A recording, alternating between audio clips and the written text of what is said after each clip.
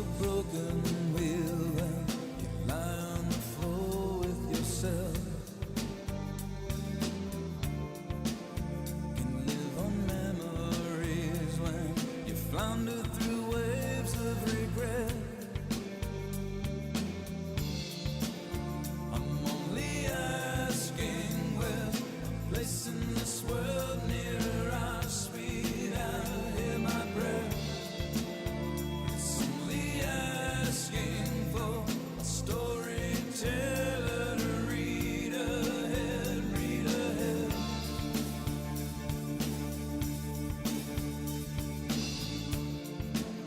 What's to become of me? Telling my tale from beginning to end. Just a selfish thing. Once again, and I'll pretend to understand. I'm only asking for a place in this world near our sweet I hear my breath. It's only asking a storyteller to read ahead, read ahead.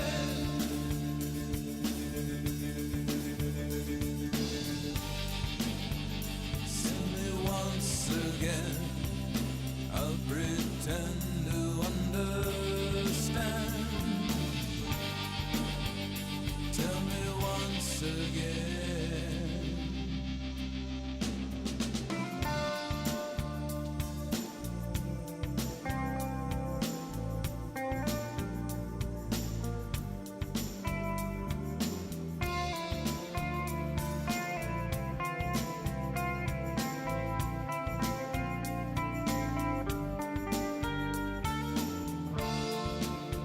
I'm only asking where's one place in this world near our sweet I hear my breath.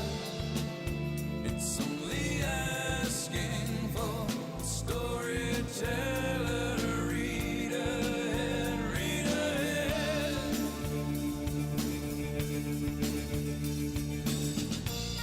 My heart breaks like stone under the weight of the world. You're all alone under the weight of the world.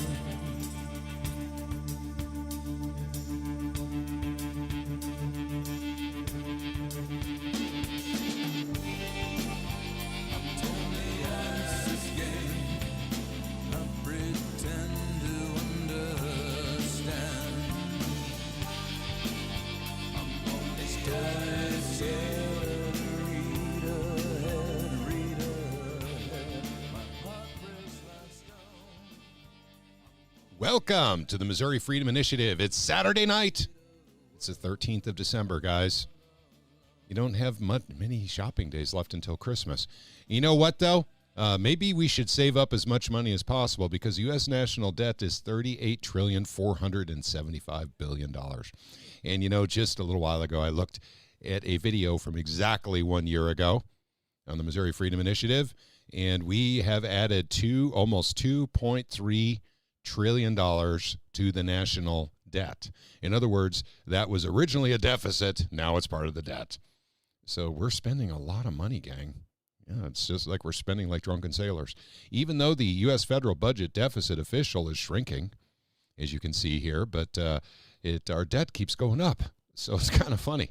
I wanted to, first of all, give a shout out to an old friend of mine, Gus, from 1996. He's the one you heard singing in this song called Storyteller.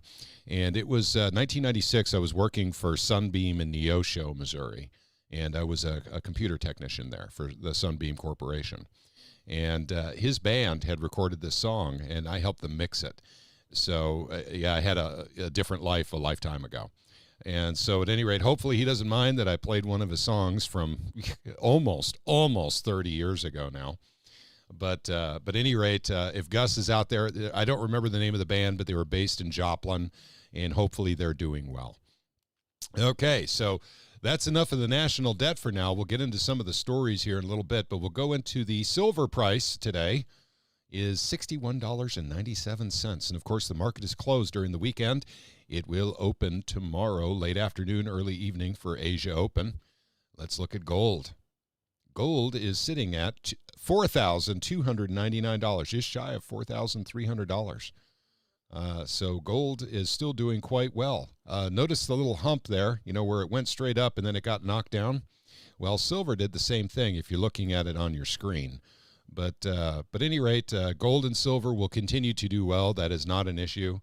But also, too, do your own research. But remember when we started talking about gold and silver in the Truth, Money, and Freedom days when it was like $13-14 an ounce. And also, too, I want to remind people, we're going to be talking about SAPA tonight. And, of course, with SAPA, you won't find that on the Missouri Freedom Initiative YouTube channel or any of the other Missouri Freedom Initiative, because we were called Truth, Money, and Freedom Podcast back when we did SAPA. So we do have a YouTube channel that has all of our SAPA adventures going on in 2020 and 2021, a little bit from 2019. But at any rate, you could go back and look at that because we're about to go on those adventures yet again. And it is what it is, gang. So this is just the way it's playing out. But at any rate, I'd like to welcome Doug and Maya to the live stream tonight. Of course, we have Caleb with us as well as Cindy with us, also known as Voodoo Queen. So thank you very much for joining us. And we're going to talk a little bit about SAPA, but we're also going to talk a little bit about property taxes and what we have on the slate for 2026 in the state of Missouri. And I want to thank all of you for joining us on YouTube, on Rumble. Yes, Rumble and YouTube and Twitter, or X, as they also call it.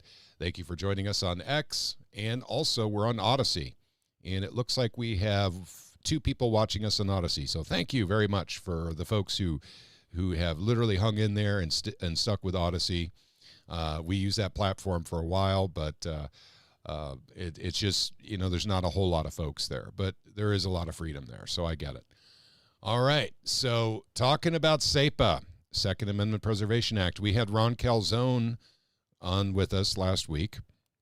We talked about all the different kinds of SAPA that we'll be looking at. There'll be different versions of it. But we're getting behind Senator Mike Moon's SB 952. And before we talk a whole lot about SAPA, I do want to talk about a program we instituted back in 2021, and that was Adopt a Legislator program. Now, the reason we did this is because there were a lot of folks that joined on the SAPA adventure up at the Capitol, either by going up there, emailing, phone calling. And what they found is some people, like for instance, we have a lot of people in the initiative in the Springfield, Missouri area.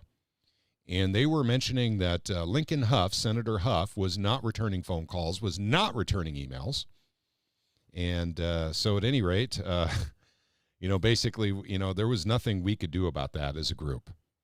So what we did was we just kind of instituted kind of like an adopt a legislator program.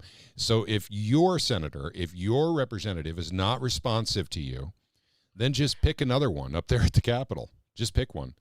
And I realize there are turds in the punch bowl up there. We're going to say that from now on. Turds in the punch bowl. Jefferson City has quite a few of them.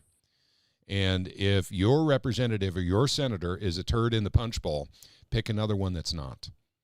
And it'd be very, very easy to do.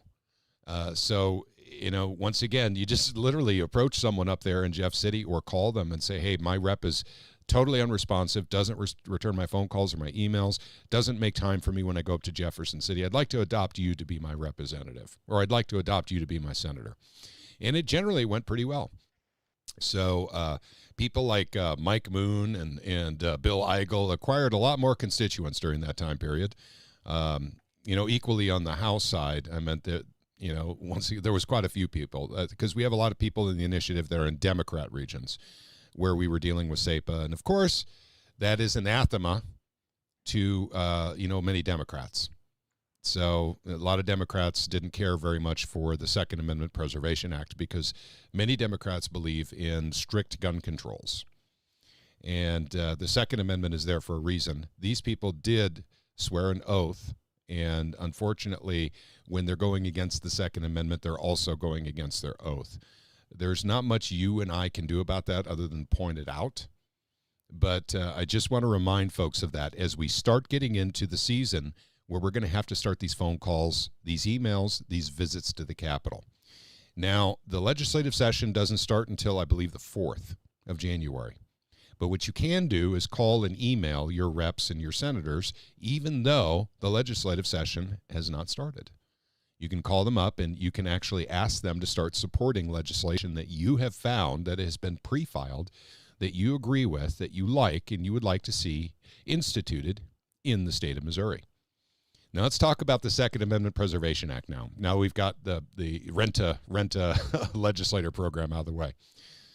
SAPA, or the Second Amendment Preservation Act, simply put, is basically the state of Missouri saying we are not going to work with federal law enforcement to enforce federal gun laws, and we are not going to enforce them ourselves either. Now, Missouri already has almost every single law that's in Washington, D.C. on the books in the Missouri, statutes and codes as well. So it's not like you can run around with a machine gun or you can be lobbing hand grenades. These are illegal in the state of Missouri because we have actually, we actually have the statute saying this. Well, illegal without the federal permission. Oh, federal permission. That's correct. Paying, a federal tax stamp for this or, paying for licensing for that and such. Although the irony is 571.020 does not define destructive device, only explosive weapons. So certain aspects of bores over 50 caliber, such short, which technically under that circumstance would fall under a short-barreled rifle, don't they're not duplicated.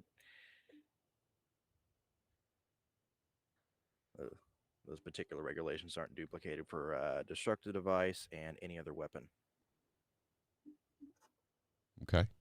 All right. Is there anything else you'd like to bring up in the differences between Missouri law and federal law? Well, the only thing that, so if you go to RSMO 571.020, that's basically the entire thing of what recognizes the National Firearms Act in Missouri state law. And it brings it down, for most of them, it brings it down to a point of illegal in Missouri unless you have, you're compliant with federal law, which if by some chance those laws get struck down, well, I guess those laws don't exist anymore, so you're compliant with federal law. But the ones that are not specifically referenced in there are any other weapon, which is, smoothbore pistol. That would be a pistol with a foregrip on it. That would be basically a cane gun, something that doesn't look like a firearm, but it's a firearm. Things like that. And then there's a destructive device, which is a large category of things. Everything from howitzers to really anything with a bore over 50 caliber. That includes hand grenades. That includes landmines. That includes everything you could think of. Now, there is a separate category of explosive weapon under state law, which is anything that uses an explosive to, obviously, same kind of category as a destructive device, but Missouri doesn't recognize the bore diameter as being a defining factor. Okay, gotcha. So if that's not confusing enough for you folks, I was going to make it really simple for you. And Caleb kind of muddied the waters there just a little bit. So Caleb, maybe you can write something up we can put on our website that are differences between Missouri law and federal law. Yeah, it's really simpler. If anybody ever just wants to look at it, Missouri Revisor, Section 5 or Chapter 571, subsection 020, and then the little line section on the Revisor website. If you want to look at the differences, it's funny how the differences are.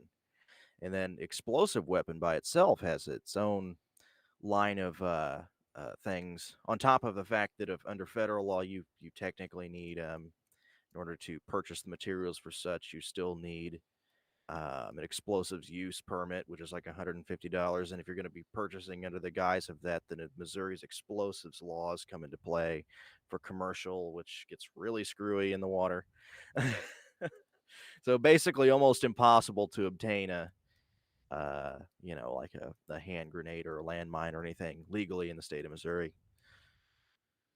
Okay, so, but the purpose of SAPA, of course, is for Missouri not to follow federal firearms laws, which are very similar to what Missouri's laws are, but also the new infringements that come out in the form of regulations from the ATF or, something, even executive order from the president. That is, once again, an infringement on the Second Amendment. Missouri wouldn't recognize that. We wouldn't actually be prosecuting people for it. We wouldn't charge them for it either, and we wouldn't help the Fed if they came into Missouri to actually, execute these laws or, enforce them in any way, shape, or form, and the Missouri courts couldn't do it either. No political subdivisions could do it. That is the point of SAPA. And so it is there to protect the Second Amendment for everyone in the state of Missouri, to make sure that there are no more infringements coming from the federal government that are affecting the people in the state of Missouri. And it was so good, it was so well done, that the Department of Justice came after Missouri, not the 19 other states that actually did SAPA. And the reason they came after Missouri is because ours was so good and so serious, we actually had teeth in the bill. We actually had ramifications for law enforcement or political subdivisions that actually started enforcing federal gun laws in the state of Missouri. A $50,000 fine per person per incident. So this was the point of SAPA, having the teeth, having ramifications.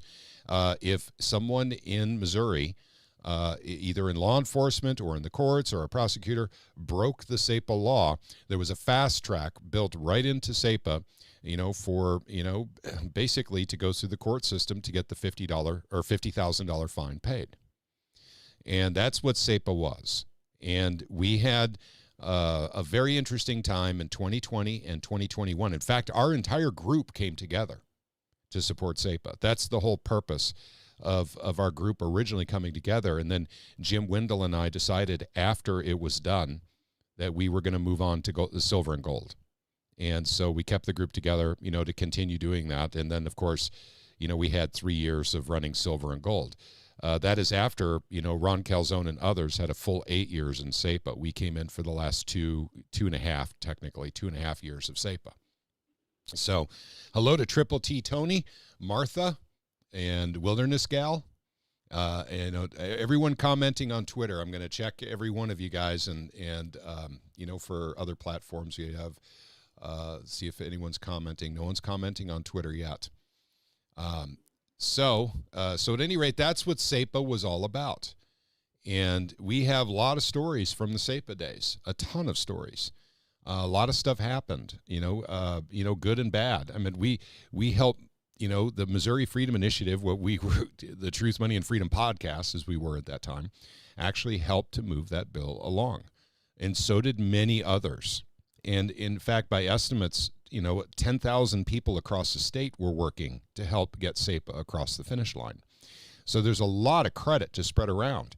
Ron Calzone and Missouri First, of course, spearheading this, with Dave Rowland writing the bill. Ron Calzone came up with the idea for it in the first place. Us coming in to help. Aaron Dorr with the Missouri Firearms Coalition coming in to help. The MRA coming in to help. I mean, there were tons of groups. There were Republican Central Committees around the state helping with SAPA. So it was a big effort. There was a lot of people involved. It was a bold, very exciting new idea, using the same exact anti-commandeering doctrine that other states use to actually legalize marijuana, because marijuana is federally illegal. So that's exactly what we did with SAPA. We made, basically, the federal firearms laws just go away. We still have laws on the books right here in Missouri, but the federal laws were no longer being followed. And so consequently, there's competing versions of SAPA. And we're going to back Mike Moons, 952. There's going to be a House version at some point as well. But I think, basically, I think we need to start getting co-sponsors in the Senate. We don't have a House bill to work with at this point. Mike Moon's bill is filed. It's ready to go. And I think we should start calling up senators and starting to get literally some support for this. And one of the things I'd like to do tonight, in fact, we may do it in just a few minutes here, is actually call a senator.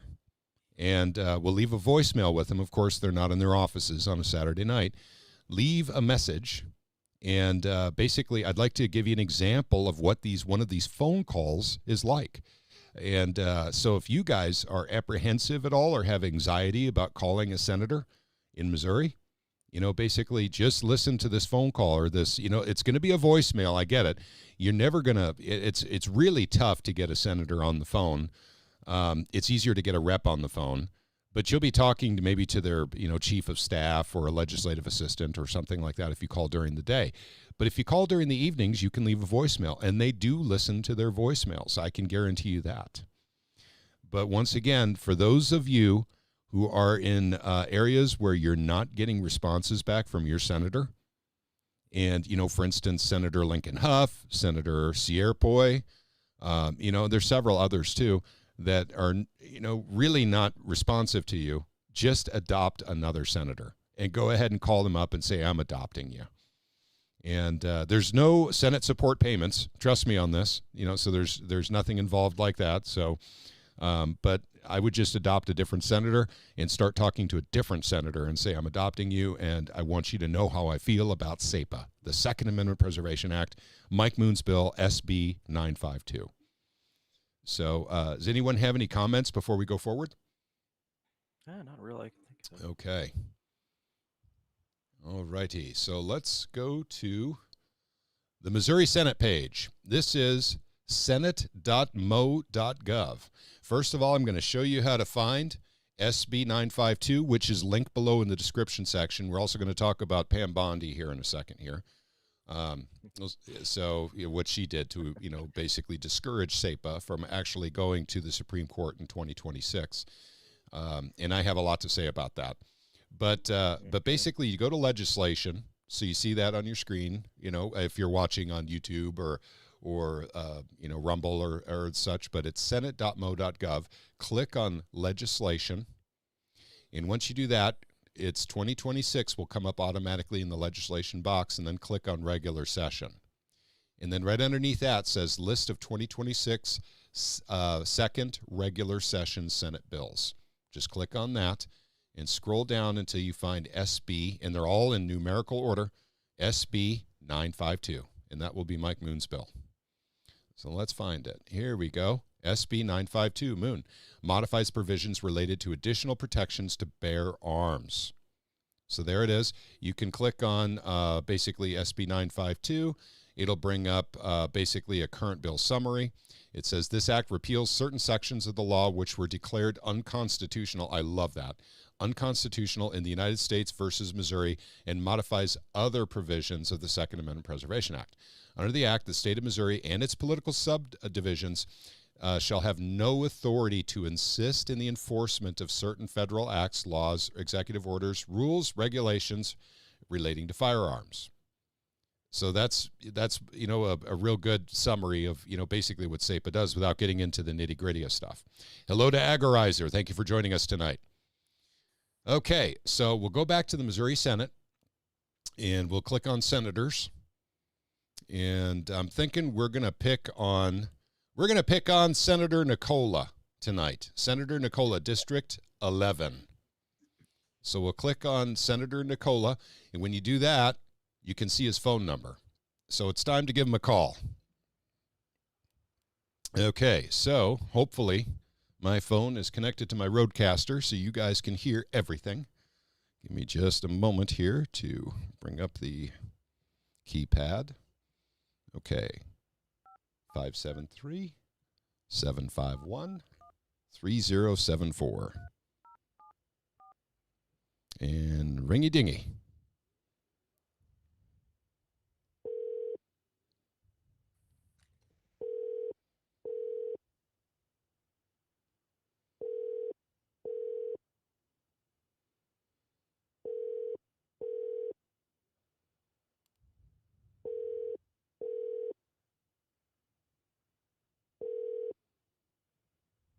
Hello, you have reached the office of Senator Joe Nicola. We are unable to receive your call at this time. Please leave a detailed message and we will get back with you as soon as we can. Hi there, Senator Nicola. My name is Patrick Holland, and I'm with a group called the Missouri. Message now. There we go. Hey there, Senator Nicola. My name is Patrick Holland. I'm with a group called the Missouri Freedom Initiative, and I would like to call and talk to you a little bit about SAPA, the Second Amendment Preservation Act. This is SB 952. This was filed by Senator Mike Moon, who is my senator. And I would like to ask you to look at this bill, to print it out, take a really good look at it, and support it. I know that this was passed in 2021 before you were elected senator, but this was an extremely popular bill. And I would like to actually respectfully ask you to consider co-sponsoring this important legislation. This was a big deal for the state of Missouri. Many states followed suit and did their own versions of the Second Amendment Preservation Act after it was originally introduced in Missouri in 2013. It has a very, very rich history, and it uses anti-commandeering doctrine, i.e. the 10th Amendment, to actually say that Missouri doesn't recognize federal firearms laws or regulations or any type of restrictions, any executive orders. We only follow the laws that are on the books in the state of Missouri, and that there is a $50,000 fine for anyone in the state of Missouri who actually enforces a federal gun law or even a court or a prosecutor. So once again, SB 952 is the bill. This is a very, very cool bill. If you actually ask around the Capitol, you'll find a lot of people remember this quite well when we got it passed in 2021. And I would very much like for you to consider co-sponsoring this bill, and I respectfully ask you to take a really good look at that so you could make a determination on whether or not you want to throw your name on there. I want to thank you very much for your time and for your consideration. Once again, my name is Patrick Holland. You have a good night, sir. Okay, gang, that's pretty much it. So that you could use that as a template for calling up your senator. My senator is Mike Moon, so obviously I had to pick another senator. But at any rate, I should probably call Lincoln Huff's office. But at any rate, this is literally as simple as it gets. I actually will send a follow-up email to Senator Nicola. I will do that tomorrow. And I'll actually send him an email with my telephone number in case he wants to call and talk to me a little bit more about SAPA. I didn't want to give my phone number. I've done that in the past, and then strange things have happened. I was getting all kinds of weird texts when I publicly gave out my phone number before. So I didn't give it in that voicemail, but I will give it to him in the email. And I do recommend that you do give your telephone number when you leave a message or an email when you're communicating with the senator. Generally, they don't take advantage of that. And if if you leave a good enough message, they'll probably call you back and say, yeah, I'd like to know more about your thoughts on this bill. Tell me what you like about it. Tell me why it excites you. Why do you think Missouri deserves to have something like this? Why do you think Missouri is in a good position to do this after it's been overturned by the courts? So I would do something like that, but once again, I do know there is a 3-minute cutoff on your voicemail, so I can't get into all those details when I call up senators and leave voicemails, but this is literally how it's done. And by the way, Martha says, I like Nicola thus far. I have to say I do too. I really, really like Nicola as well. His voting record is pretty pristine. He's looking very much like Mike Moon on his voting record. So he's getting very, very close to that. And I don't think there's a whole lot of people that are getting as close to Mike Moon's voting record as Senator Nicola is. And that is actually one of the reasons why I called him. So, but guys, we're looking for co-sponsors on the Senate bill because we don't have a House bill yet. So, all right. So we got that out of the way. So basically that's what I would ask for you guys to do, gang, between now and the beginning of session. And then hopefully next week when we do our live stream, we'll have a House bill, but we still don't have a House bill yet. And the holdup, of course, is House research. So it is not a bill sponsor. It is actually House research is the holdup. So we will have a House version, and we can get co-sponsors with that as well. And that's actually a lot more fun to do. So especially when you're up at the Capitol. When we do knock and shock on January 14th, remember now, January 14th, we're talking about a month from now, we'll have our first knock and shock at the Capitol, and our mission is to get co-sponsors for the bills that we're supporting. Okay, and then we're going to finish up with Pam Bondi here. This this is on the SAPA side. Then we're going to property tax because we don't have a lot to report on that. We do need to have a small discussion, though. Okay, so Bondi, this was in Zero Hedge, by the way, and it was submitted by Aiden Johnston, who is with Gun Owners of America. And it's a story about how Pam Bondi attacked Missouri's Second Amendment Preservation Act, much like the Biden administration did. You know, and one of the criticisms that I had about Trump in his first term was picking bad people to be in his cabinet. And Pam Bondi was not a good pick for Attorney General. And, I talked about that. I got flamed for that. Trolled is the word they use now, but I'm old. But I got flamed for that on Twitter, going after Pam Bondi, because she was the red flag queen of Florida. Mm-hmm. And I can't believe she got picked for Attorney General. That just didn't make a whole lot of sense. I liked when there was a possibility of Matt Gaetz having that office. That actually was pretty exciting. But the Democrats let Pam Bondi right through. And by the way, if you guys paid attention to this, Pam Bondi was like the only one there wasn't a fight over. So the Democrats wanted Bondi in, if you guys remember that.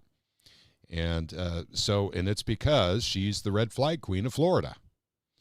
But at any rate, there's another term people call her. It's bump stock Barbie. Yep, bump stock Barbie. There you go. Because she hates that she went after the bump stocks down there in Florida. Well, and you know what? I'm not a big fan of the bump stock either. It's a terrible product, but I don't believe in making it illegal. So that's my personal opinion. But it's a better product than a lot of things. Sure, I get that.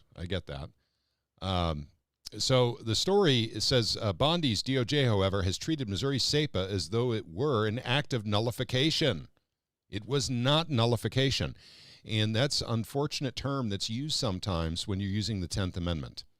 Nullification, which means that the law simply doesn't exist in Missouri.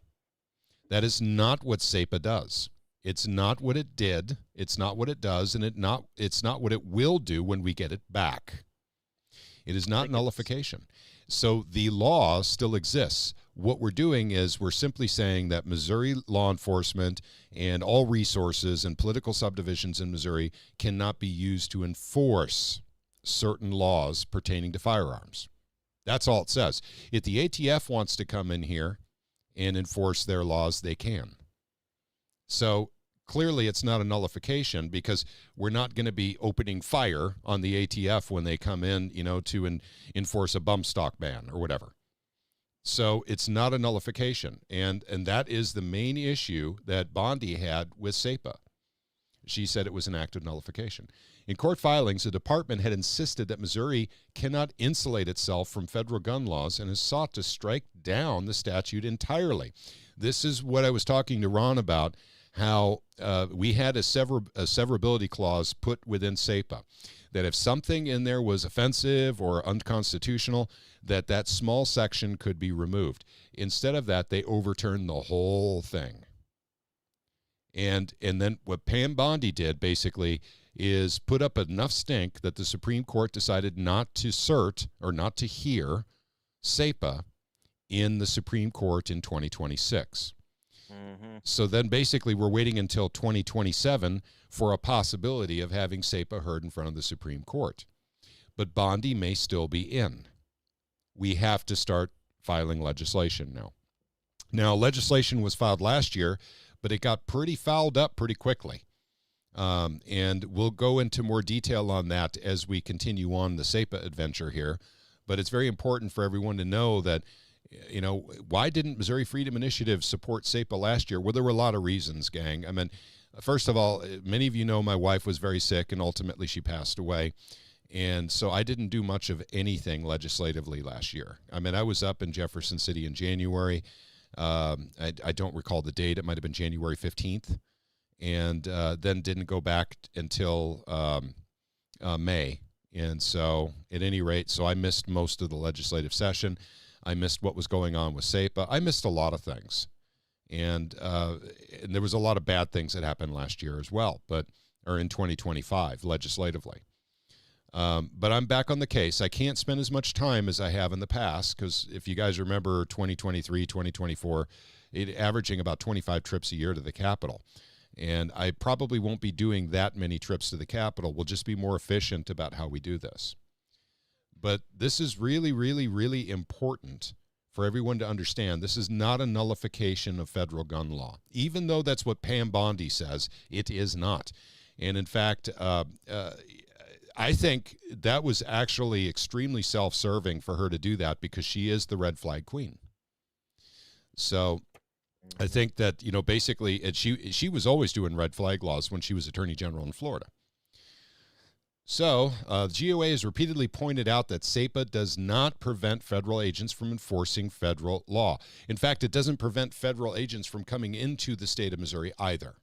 Another very, very important distinction because detractors for SAPA will literally say that, in law enforcement, they were saying, well, we can't work with our federal partners with SAPA. That is absolutely 100% not true. They can have as many federal people coming in and helping with gun laws as they like as long as they use Missouri charge codes. It's that simple, gang.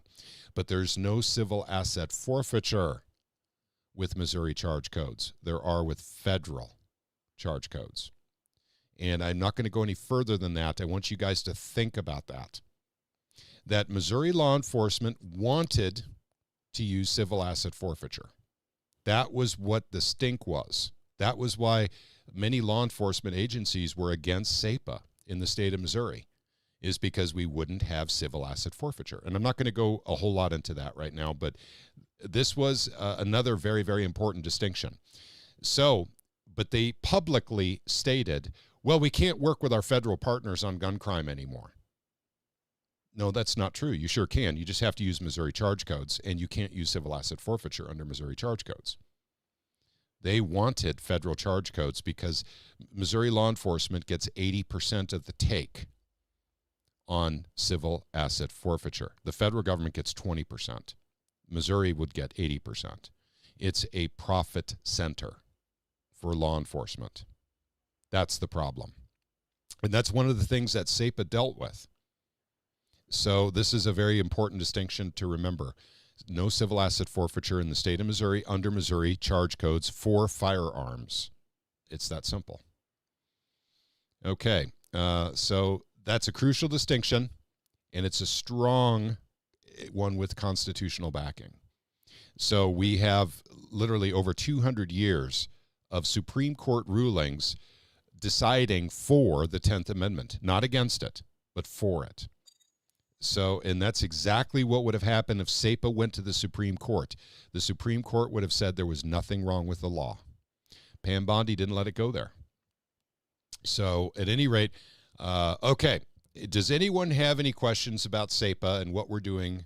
And also, I should have put a list in the description section to get to the Missouri Senate, basically for making phone calls, sending emails, because it's very easy to do from there. But it is senate.mo, M-O, short for Missouri, .gov, G-O-V. That's all you have to do. You get right to the Missouri Senate website, and you can start finding your senator. If you don't know who your senator is, getting their phone number, their email address, it's all right there on the website. And the next time I send out an email, it'll definitely be there. So you guys will have instant access to it, but I failed to put it in the description section for the videos. Okay, and also, if Joe Nicola ends up watching this live stream, thank you very much for being a good sport and for being the guinea pig for me. Thank you very much.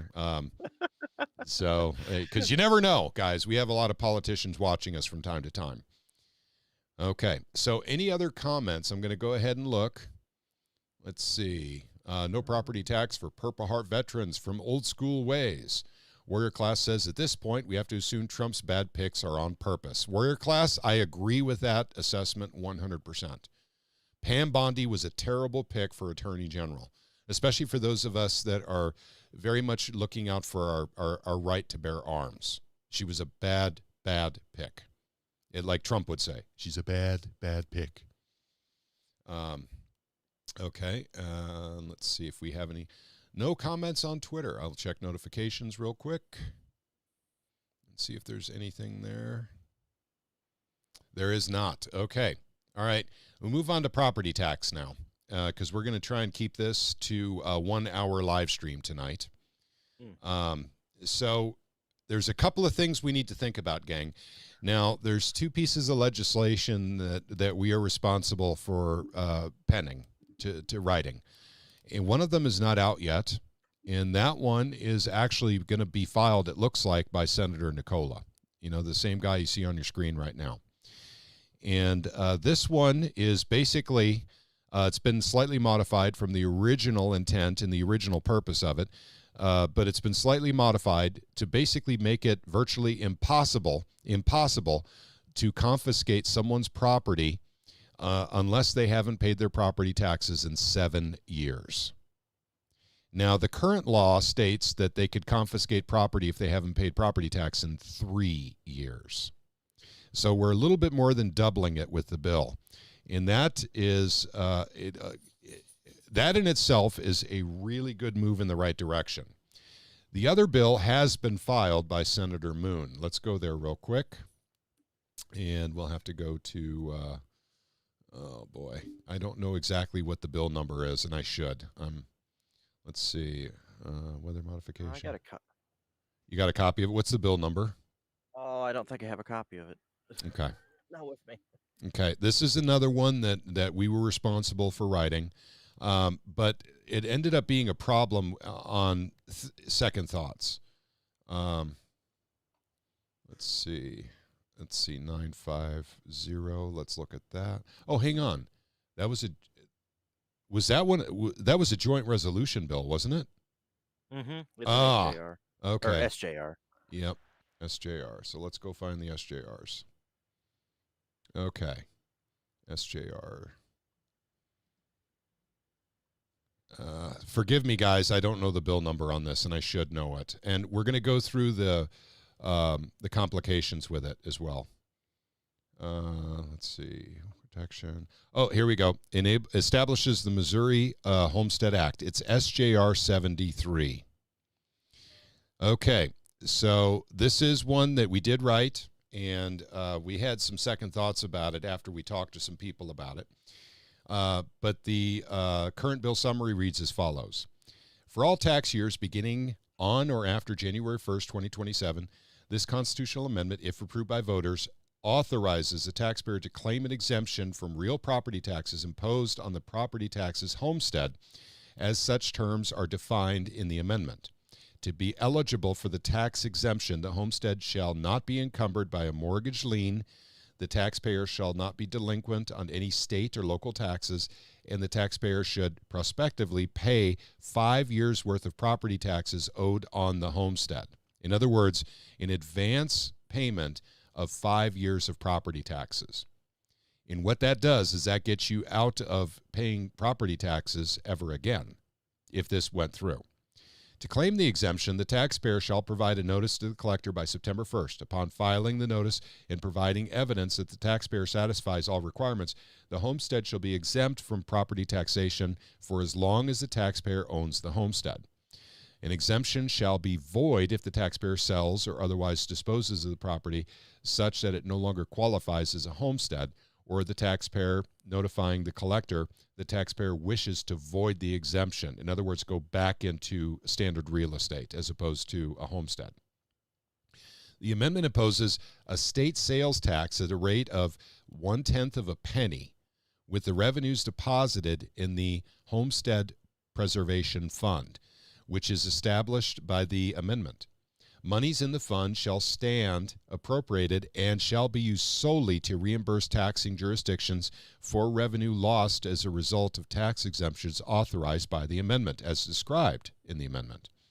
The amendment provides for further rights for taxpayers owning a homestead in receiving property tax exemption pursuant to the amendment, including the right to possess the homestead, to exclude others from the homestead, to enjoy the fruits and profits of the homestead and to convey to the homestead as described in the amendment.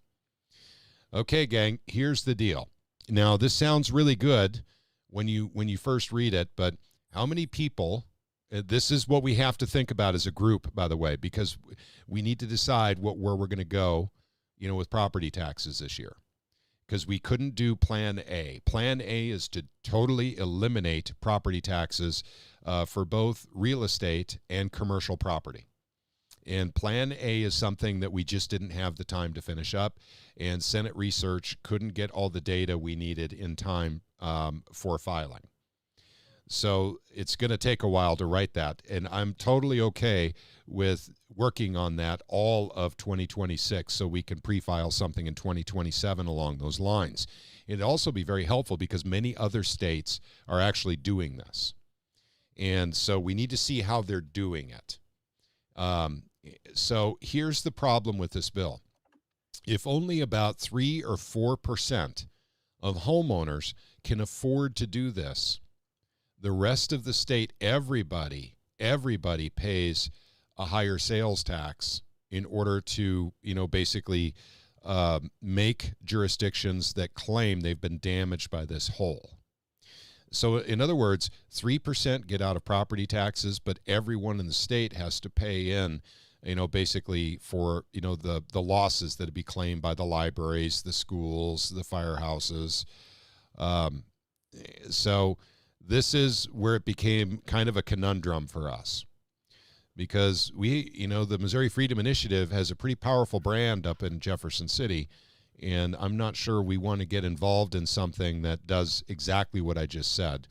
In other words, the entire state paying a higher sales tax rate for a very few people that get out of property tax.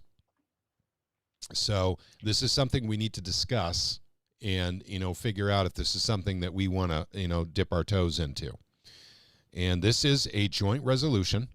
So that means if this does go through the process of going through the Senate and then going through the House, it does not go to the governor. It actually goes to the Secretary of State's office, and then the language gets put together for it to go on the ballot in November of 2026. So at any rate, does anyone have any thoughts on this they'd like to share right now? Especially when you think about the fact that, I'm thinking next year we can have a bill that would totally eliminate property tax in the state of Missouri, totally eliminate it for everybody. We just need more time to get, that's a very complex thing. It's going to be another joint resolution because it's going to change the Missouri Constitution. So, this would be, a nice placeholder, but at the same time, very few people could take advantage of it. And if we actually do go the route in 2027 of writing or constructing a joint resolution that actually eliminates property taxes in the state of Missouri altogether, we'd be the first state to do it. Well, that's not necessarily true. There's already 2 states that have filed for that for 2026, and that's Florida and Wyoming. I believe Wyoming is the second state, and there may be more that I'm not even aware of now. Okay. And thing is the other have to factor in too that if something like this goes through this year and manage to get on the ballot, then it can also just end up damaging the drive to continue it further than that as well for some people, for some politicians, because they already got their feel good through. Yeah. I mean, even the to me, Maya and I would qualify for this, but I don't think it's a good thing to go for. Can you explain, Doug, why you don't think it's a good way to go for? Because of what you said, there'd be so few people that would qualify for it, and then you're trying to push an additional tax on the rest of the state. I like I said, Maya and I could do it. We would qualify for it. Our home is paid for. We could come up with the money for 5 years of taxes. But I just don't think this is a good bill the way you explained it. Okay. And so I appreciate your honesty. Actually, I didn't even think about it that way originally when we were writing it. But after bouncing it off several people, basically they were coming to the same conclusion. And once again, the Missouri Freedom Initiative has, a certain, brand up there in Jefferson City, and I think this could hurt it too. You always get honesty from me. Yep. No, I know that. I appreciate that. And that's, I'll cut my own throat, to be honest. Sure. Absolutely. And we should be. I'm going to throw in there too and say that, because Patrick and I talked about this a lot, and it just, I even rewrote the entire bill once and went through and tried to stretch everything as far as possible. And that included, okay, so let's say you were to pay off your property and whatnot, or if you were to buy another piece of property, you make your, for a smaller amount, make it your residence and all that, it's just trying to stretch it. But even then, it wouldn't stretch far enough to actually cover at least a simple majority of the state, of anybody that actually owns property. It just doesn't, it doesn't work in terms of, we just have to get rid of all of it. I think so too. To me, I'd rather wait and do something really good than to do something, that would take a lot of effort, but it wouldn't really benefit a lot of people. And see, that's kind of the goal behind, when we were discussing, pushing, forward with Senator Nicola's bill there with, at least putting a pause so it buys time to deal with this mess. Amen.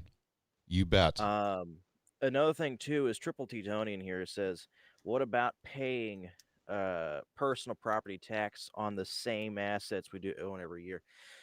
I've said this before many times on here, and I'm going to say it again. Personal property and real property are two completely different animals. Completely different structures. Your personal property, yes, the county does the assessment, but the state could just go, we don't want you paying that anymore, so we're going to adjust, limit your assessment and push it down to nothing. With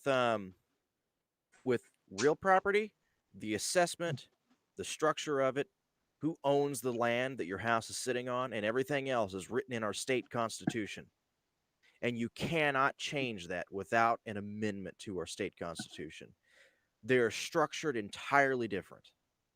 And if personal property would actually be easy to deal with if you had enough people in Jeff City with the balls to deal with it.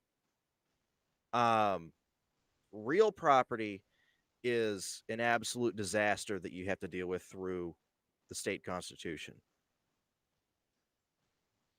Well, and then on top of which too, if there is getting rid of one or the other, getting rid of property tax would come first. I mean, that's where you live. If they can come and confiscate your home because you haven't paid your property tax, that's one thing, as opposed to, basically fining you for not paying tags on your car.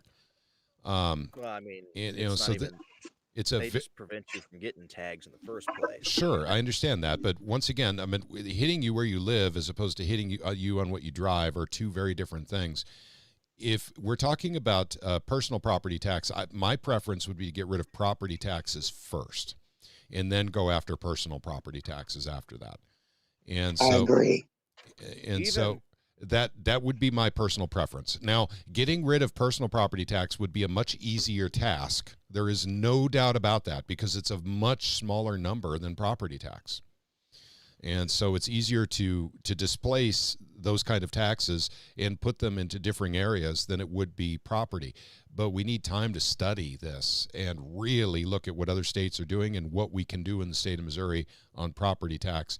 Personal property tax can be taken care of out of waste spent in the budget. It could be gotten rid of that simply.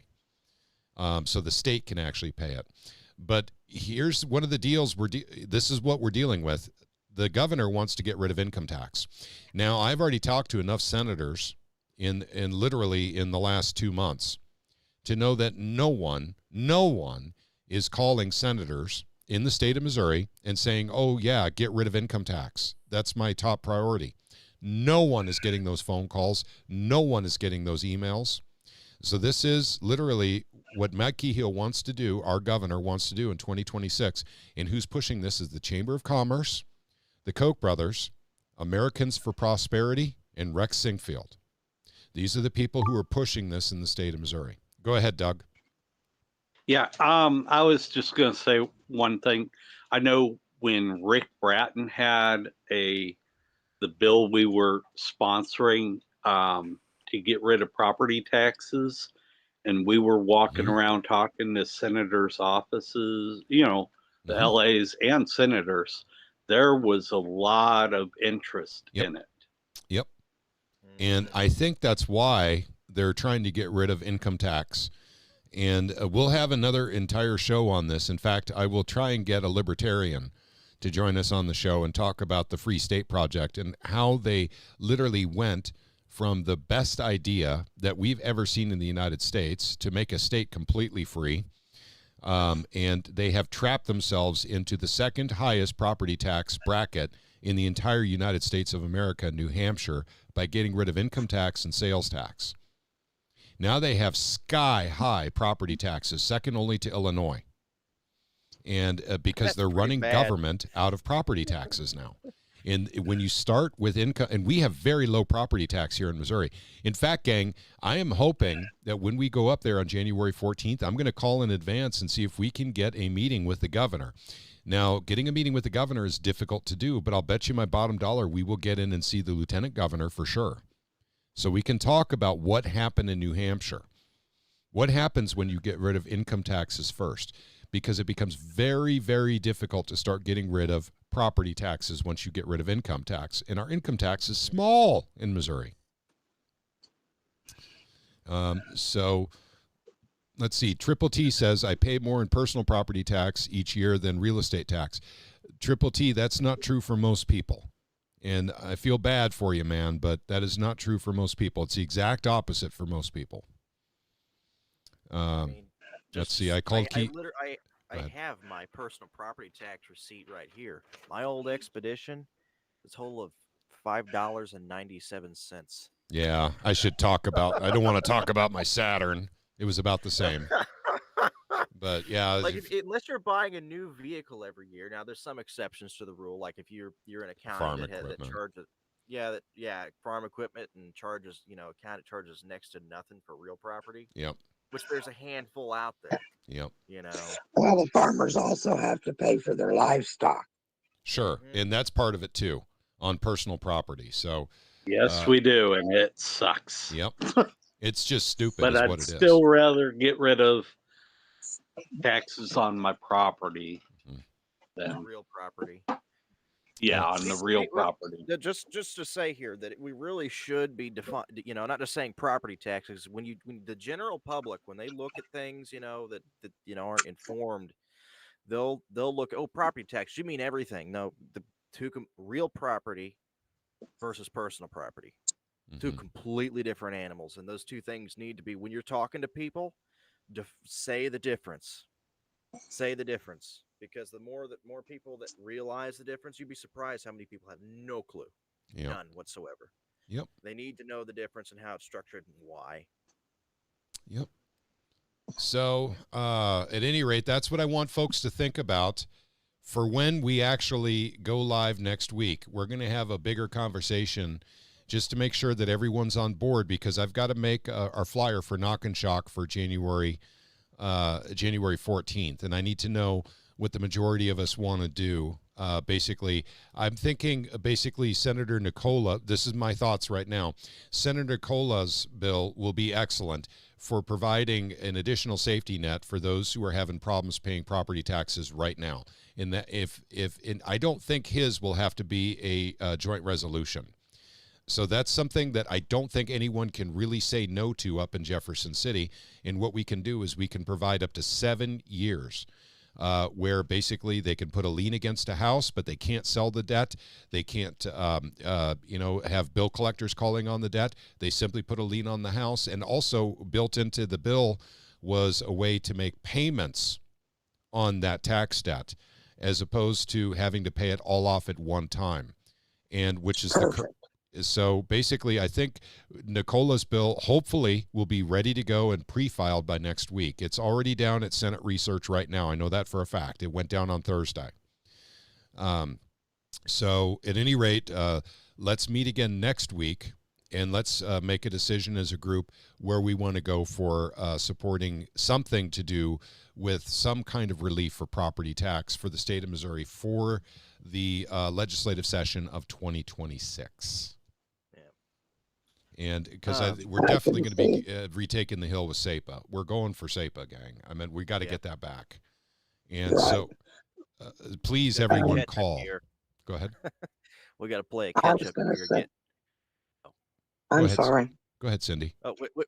I was going to say that if they can, there's so many elderly that can make payments on their real tax and not lose their home, that can't come up with the entire amount a year. Yep. So if they can continue to make the payments, even if they're always behind, they're making an effort. That's right. That's right. So basically, Nicola's bill, you would have to be 7 years behind before they could confiscate. Yeah. So if you can make payments, you could keep, you could work it down slowly. If you're 6 years behind and then the next year you're only 5 years behind, basically you can keep working that down. It has to be to 7 years. But like I said, I consider that a placeholder because we have to eliminate property tax anyway in the state of Missouri. I think that's their next that is a very big project, gang. That is not a small thing to accomplish. And we don't have a governor calling for it like Florida. And that makes it even harder. But it's, like I said, it's going to take a lot of research and a lot of work to figure out where to redirect that money, because we can't just cut it off. Tell the schools, hey, sorry, we're just cutting off your income. Fire department, sorry. Library, sorry. You can't really do it that way. It's politically impossible to get it done that way. And that's what we'll be accused of when we're actually supporting the bill. But we'll also be able to show, no. This tax is going on cigarettes. This tax is going on alcohol. This one's going on, if we still have income tax, this portion will go on income. This portion will go on sales tax. And we'll just split it up that way. And in the case of DeSantis in Florida, he's putting it all on sales tax, but he can get away with that because they're a very, very big tourist state. So they're going to have a lot of people in the United States of America, and indeed people around the world, paying, basically for that, as opposed to just the people in Florida. So it's actually, we don't have tourism in Missouri like Florida does. Nowhere close. It's like they have 100 times more tourists than we do. Just to put in perspective the amount of work that has to go into dealing with trying to run the numbers for the getting rid of actual land real land property tax.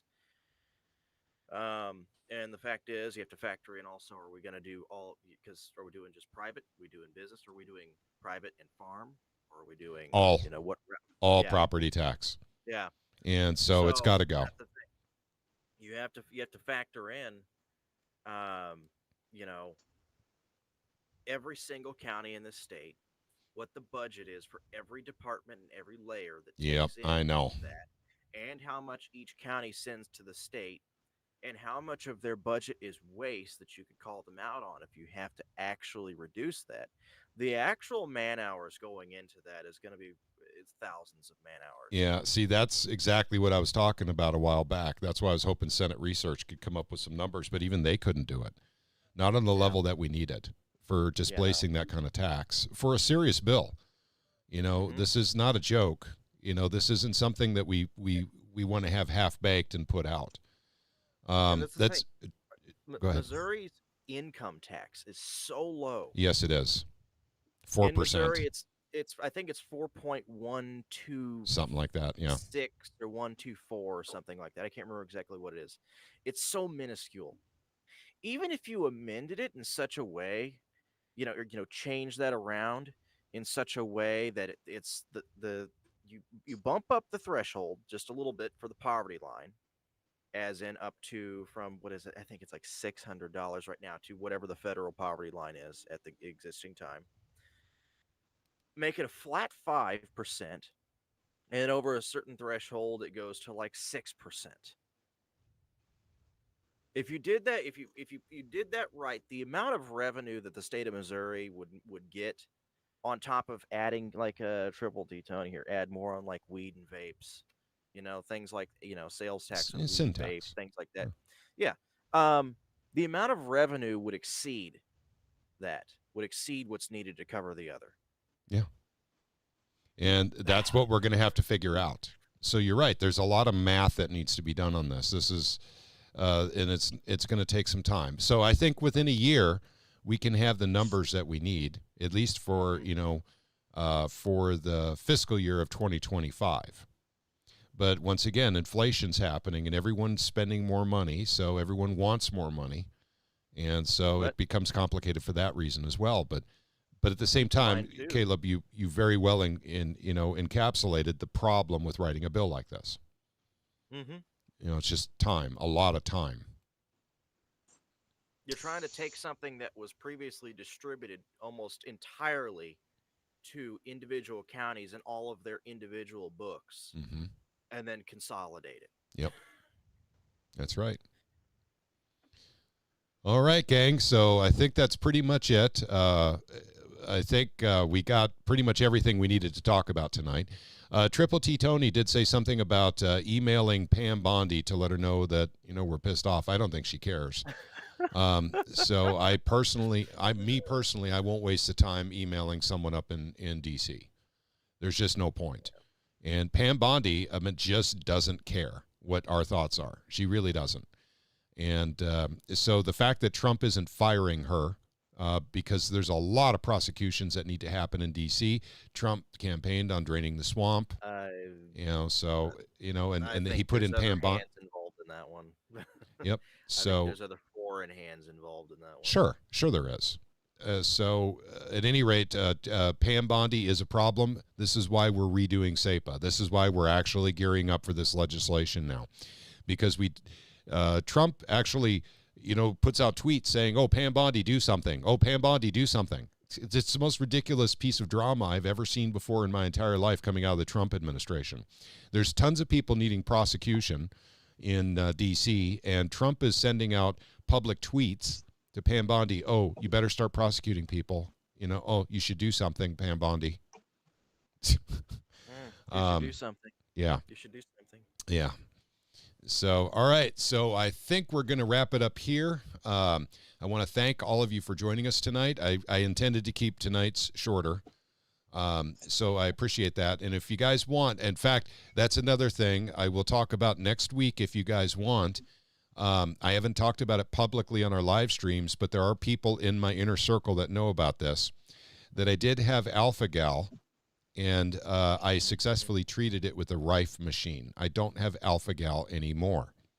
And so this is something I was dealing with in the month of July after a tick bite.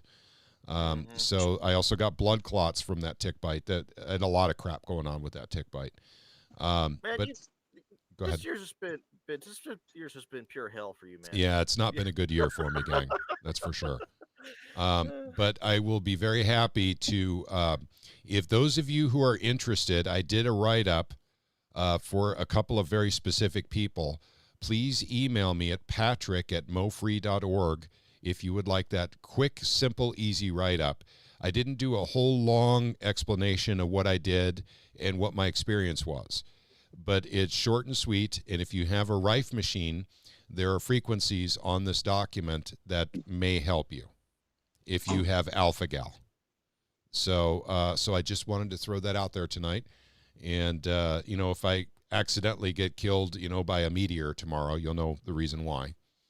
Because basically you're not supposed to claim you get cured from a Rife machine, because if you do, you can get 20 years in prison for that. But because it totally bypasses the pharmaceutical companies. But I'm not saying I'm cured. I'm just saying that I don't have any symptoms anymore for alpha-gal, and I'm eating red meat all the time now. But for about 3.5 weeks, I became extremely violently ill if I had any red meat. So, and now it's gone. So at any rate, and that's from back in July. And I just had so much stuff going on. There's been a lot of people asking me for it. I finally did put something together real quick for a couple of people, just so they can actually start. And so I'll elaborate on it in the coming weeks, when I have a little bit more time. But the frequencies are there. If you have a Rife machine and you don't know what frequencies to use, please email me, patrick@mofree.org, and I'll get you that document that I wrote up. Okay, other than that, and then I'll talk about the car accident that I was in. I'm still recovering from that. We'll cover that next week. I didn't want to cover that tonight. My Saturn is gone, my beloved Saturn that I put 400,000 miles on. I bought it brand new back in 2003. So that's a sore spot. I'm doing battle with the insurance company. It was not my fault. But at any rate, we'll talk more about that next week. And, okay. If anyone has any questions, now's the time. Put them in there. Shepherd25 says, I agree. Real property first, before personal property. Shepherd25, I agree.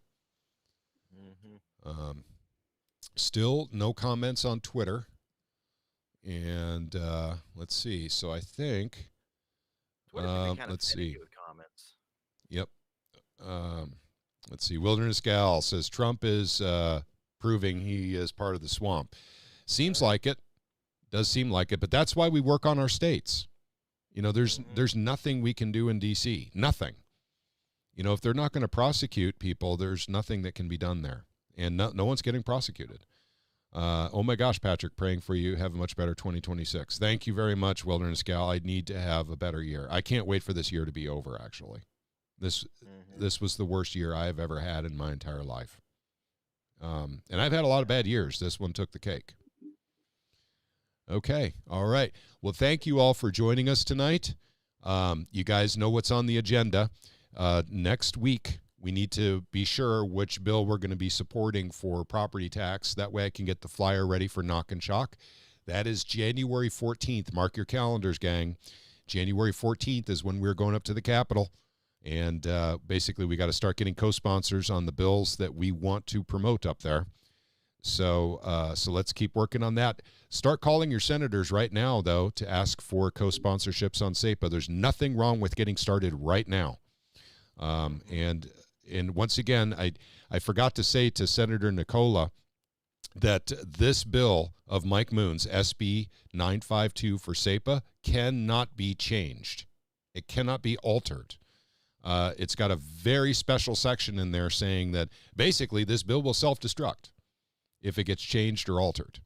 And so at any rate, it's a very special bill. It was written in a very special way. And it goes through literally as is. It cannot be changed. So that's a really good thing to mention to senators when you're talking to them, because a lot of senators don't want to co-sponsor for fear that the bill will be amended into something else that they don't like later. Okay. All right, gang. Well, that's it for now. I want to thank you all for joining us again tonight. And we kept it shorter, which was actually on the agenda for tonight. So you guys all take care. And you guys have a wonderful evening. May God bless each and every one of you.